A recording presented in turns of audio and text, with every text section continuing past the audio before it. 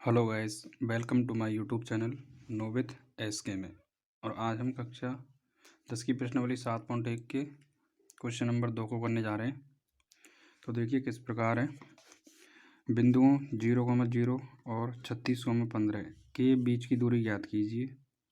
क्या अब आप अनुच्छेद 7.2 में दिए गए दोनों शहरों ए और बी के बीच की दूरी ज्ञात कर सकते हैं। तो देखिए हमें सवाल नंबर 2 में दो बिंदु दे रखे हैं, एक 0,0 है और एक 36,15 है। इन दोनों बिंदुओं के बीच की दूरी ज्ञात करनी है। ठीक है, तो देखिए कैसे करेंगे। तो ये हमने कोई बिंदु मान लिया 0,0 जिसको हमने नाम दे दिया ए, और एक बिंदु हमारा 36,15 जिसको हमने नाम दे दिया बी। ठीक है, ये पहला निर्देशांक एक्स का, ये दूसरा निर्देशांक वाई का, ये एक्स का और ये वाई का। ये पहला वाला है तो इसको 1,1 नाम दे देंगे, ये दूसरा वाला है तो इसको 2,2 नाम दे देंगे। ठीक है, तो अब हमें इन दोनों के बीच की दूरी याद करनी है, तो सबसे पहले हम लगाएंगे दूरी सूत्र। ठीक है, तो देखिए,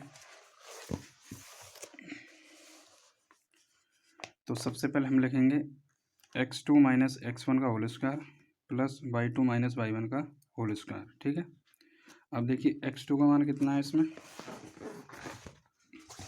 देखिए x2 का मान कितना है 36 और x1 का मान कितना है 0, यानी 36 माइनस 0 का होल स्क्वायर। तो हमने इधर लिख दिया है 36 माइनस 0 का होल स्क्वायर प्लस y2 का मान कितना था 15 माइनस y1 यानी 0 का होल स्क्वायर। तो 36 का वर्ग करेंगे तो कितना जाएगा 1296 प्लस 15 का कितना जाएगा 225। अब इन दोनों को जोड़ेंगे तो कितना जाएगा √1521, और ये किसका वर्गमूल होता है हमारा 39 का। ठीक है, तो इसका मतलब इन दोनों शहरों ए और बी के बीच की जो दूरी है वो कितनी है 39 किलोमीटर। ठीक है, अगला देखिए सवाल नंबर 3। सवाल नंबर 3 में कहा है निर्धारित कीजिए कि क्या बिंदु 1,5, 2,3 और -2, संरेखी हैं। संरेखी, ठीक है। तो देखिए संरेखी का मतलब क्या होता है। संरेख का मतलब एक ही रेखा में, संरेख का मतलब एक ही रेखा में या फिर एक ही दिशा में। ठीक है, तो देखिए संरेखी बराबर एक ही रेखा में, या फिर इसको हम कह सकते हैं एक ही सीध में। जो तीन बिंदु हमें दे रखे थे 1,5, 2,3 और -2, -11, इनको हमने नाम दे दिया ए, बी और सी। ठीक है, इसको हम नाम दे देंगे x1, y1, इसको नाम दे देंगे x2, y2, इसको नाम दे देंगे x3 और y3। तो देखिए संरेख की जो शर्त होती है, संरेखी की जो शर्त होती है वो होती है A B plus B C बराबर ए सी, यानी किन्हीं भी दो बिंदुओं के बीच की दूरी को हम निकालेंगे। उसके बाद एक और बिंदुओं के बीच की दूरी निकालेंगे, जैसे ए बी की निकाल ली, उसके बाद हमने बी सी की निकाल ली। तो किन्हीं भी दो बिंदुओं के बीच की जो दूरी है वो तीसरे के योग के बराबर होनी चाहिए। ठीक है, जैसे ए बी की दूरी निकाली तो ये मान लो ये आई थी 5, बी सी की मान लो ये आई थी 10, तो ये ए सी की जो दूरी आएगी यानी ए सी की मान लो 15 आई है, तो ये इसके बराबर आनी चाहिए। ठीक है, यदि बराबर आ रही है तो हम कह देंगे संरेख है, और यदि बराबर नहीं आ रही है तो हम कह देंगे संरेख नहीं है। ठीक है, तो देखिए सबसे पहले ए बी की बात करते हैं। ए बी में इन दोनों में हम दूरी सूत्र लगाएंगे, तो ये x1, y1, x2 और y2। तो ए बी में लगाएंगे हम x2 माइनस x1 का whole square plus y2 minus y1 का होल स्क्वायर। तो x2 कितना है 2 लिख दिया, माइनस x1 का मान कितना है 1 का होल स्क्वायर प्लस y2 का मान कितना है 3 माइनस y1 का मान कितना है 5 का होल स्क्वायर। तो 2 में से 1 घटाएंगे तो 1 का वर्ग कितना आएगा 1, और 3 में से 5 घटाएंगे तो कितना आएगा -2, तो माइनस के 2 का वर्ग कितना हो जाएगा 4, यानी माइनस का वर्ग तो प्लस ही होगा और 2 का वर्ग 4 हो जाएगा। तो 1 + 4 बराबर कितना आ जाएगा √5। ठीक है, तो ये तो हमारी दूरी आई है ए बी की, किसकी ए बी की। अब √5 का वर्गमूल तो होता नहीं है, तो इसको एज इट इज लिखा रहने देंगे। अब देखिए अब निकालेंगे हम बी सी। अभी हमने ए बी की दूरी निकाली थी, अब निकालेंगे बी सी की, यानी इन दोनों बिंदुओं के बीच की दूरी। तो इन दोनों बिंदुओं के बीच की दूरी निकालेंगे तो ये बन जाएगा x1 और y1, और ये बन जाएगा x2 और ये बन जाएगा y2। भैया अब इन दोनों की बात कर रहे हैं तो ये पहला हो गया, और ये दूसरा हो गया, तो इसको नाम देंगे x1 y1 और इसको नाम देंगे x2 y2। तो इन दोनों में दूरी सूत्र लगाएंगे, तो बी सी बराबर x2 माइनस x1 का whole square plus y2 minus y1 का होल स्क्वायर। ये सूत्र आपने एक बार लिख दिया है तो दोबारा लिखने की ज़रूरत नहीं है, ठीक है। तो x2 का मतलब कितना है, देखिए माइनस का 2, तो ये माइनस का 2 लिख दिया, फिर सूत्र का माइनस, फिर x1 का मान कितना है 2, तो ये 2 का होल स्क्वायर प्लस y2 का मान कितना -11 लिख दिया, माइनस ये माइनस लगा दिया y1 यानी 3 का होल स्क्वायर। तो -2 और -2 कितना हो गया, -4, तो -4 का वर्ग कितना आ जाएगा 16, भाई माइनस का वर्ग प्लस और 4 का वर्ग 16, ये 11 है और ये 3 है, ये दोनों माइनस के, तो 11 और 3 कितना हो गए 14, तो 14 का वर्ग कितना हो जाएगा 196। इन दोनों को जोड़ेंगे 16 और 196 को, तो ये आ जाएगा हमारा √212। इसका वर्गमूल नहीं निकलता है तो इसको एज इट इज़ लिख देंगे, ठीक है। अब ये जो दूरी है ये हो गई हमारी बी सी की।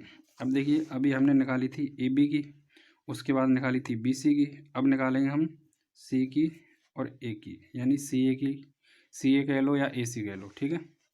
अब देखिए जब ए सी की दूरी निकालेंगे ए सी की, तो x1 y1 ये मान लेंगे और x2 y2 ये मान लेंगे, तो या फिर x1 y1 इसको मान लो, ऐसे कोई भी मान लो, फ़र्क कोई नहीं पड़ता, आंसर वही आएगा x1 y1 और ये x2 और y2, ठीक है।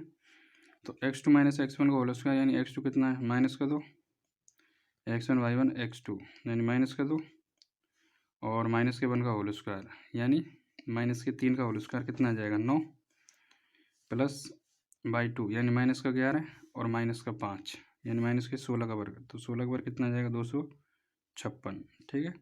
इन दोनों को जोड़ेंगे तो कितना आ गया √265, ठीक है।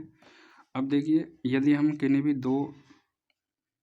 दो दूरियों को जोड़ते हैं, यानी छोटी छोटी दूरियों को जोड़ते हैं, तो वो बड़ी के बराबर होनी चाहिए। तो ये √5 को यदि हम √212 से जोड़ेंगे तो क्या ये √265 के बराबर आएगी, कभी नहीं आएगी, ठीक है। तो इसलिए हम लिख देंगे चूँकि A B plus B C यानी ए बी की दूरी और उसमें यदि हम बी सी की दूरी जोड़ देंगे तो ये ए सी की दूरी के बराबर नहीं है, अतः ए बी सी संरेखी नहीं है, ठीक है। संरेखी शर्त क्या होती है, A B plus B C बराबर सी ए या फिर ए सी, तो इन दोनों की दूरी का योग तीसरी के बराबर नहीं है, तो इसलिए हम कह देंगे संरेख नहीं है, ठीक है। तो देखिए अगला सवाल नंबर 4।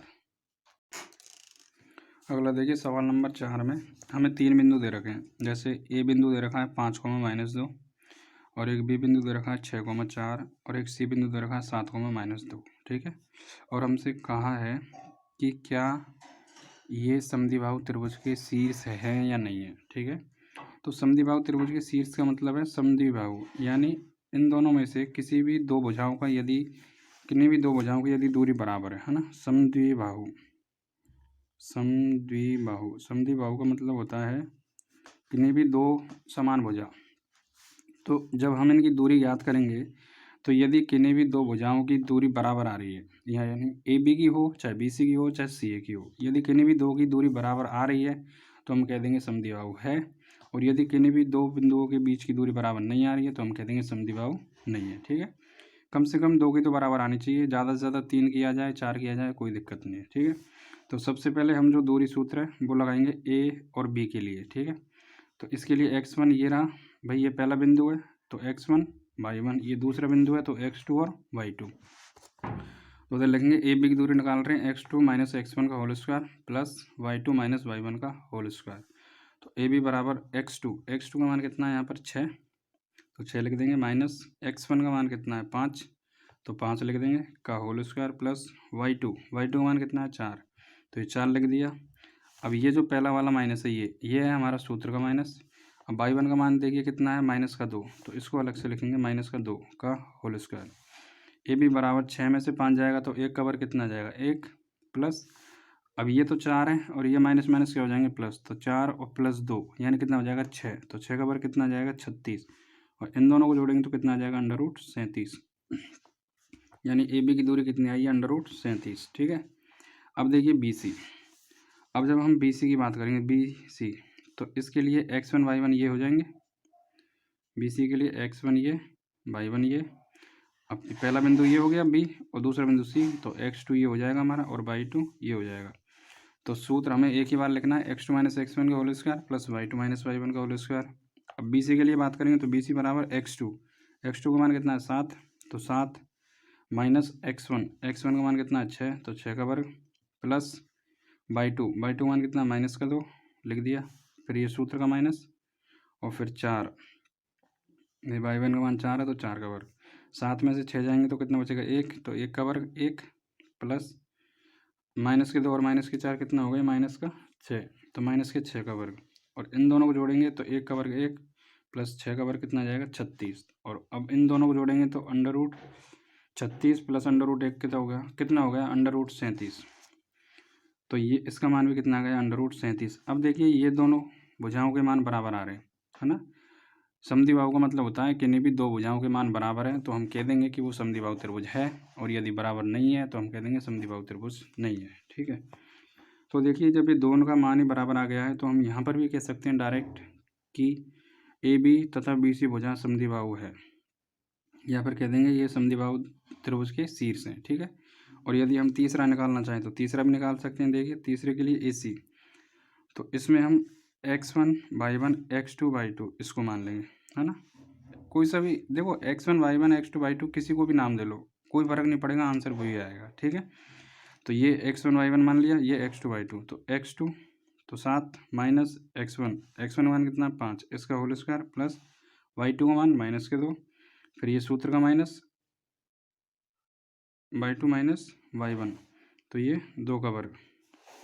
तो ये कितना हो जाएगा 7 में से 5 जाएंगे जब 2, यानी 2 का वर्ग कितना हो गया 4 प्लस माइनस का 2 और माइनस का 2 कितना हो गया माइनस का 4, तो माइनस के 4 का वर्ग कितना आएगा 16, और अंडर रूट 4 और अंडर रूट 16 कितना हो जाएगा अंडर रूट 20। तो देखिए ये अलग आ रहा है ना, अंडर रूट 20, यानी इन दोनों के बराबर नहीं आ रहा। तो कम से कम ये दोनों तो हैं, इन दोनों का मान तो बराबर है ही है, तो हम कह देंगे कि ये समद्विबाहु त्रिभुज के शीर्ष है। तो हम लिख देंगे चूंकि ए बी, यानी ये ए बी बराबर है किसके बी सी के, अतः ए बी सी एक समद्विबाहु त्रिभुज है। समद्विबाहु का मतलब है उसकी किन्हीं भी दो भुजाओं का मान बराबर आना चाहिए, तीसरी का मान बराबर आए तो ठीक, नहीं आए तो ठीक। ठीक है, तो क्वेश्चन नंबर 4 तक हमने कर लिए हैं, आगे के क्वेश्चन हम अगली वाली वीडियो में करेंगे। तो कैसा लगा वीडियो आपको, लाइक कीजिए, कमेंट कीजिए और चैनल को सब्सक्राइब कीजिए। ठीक है, मिलते हैं अगली वीडियो में।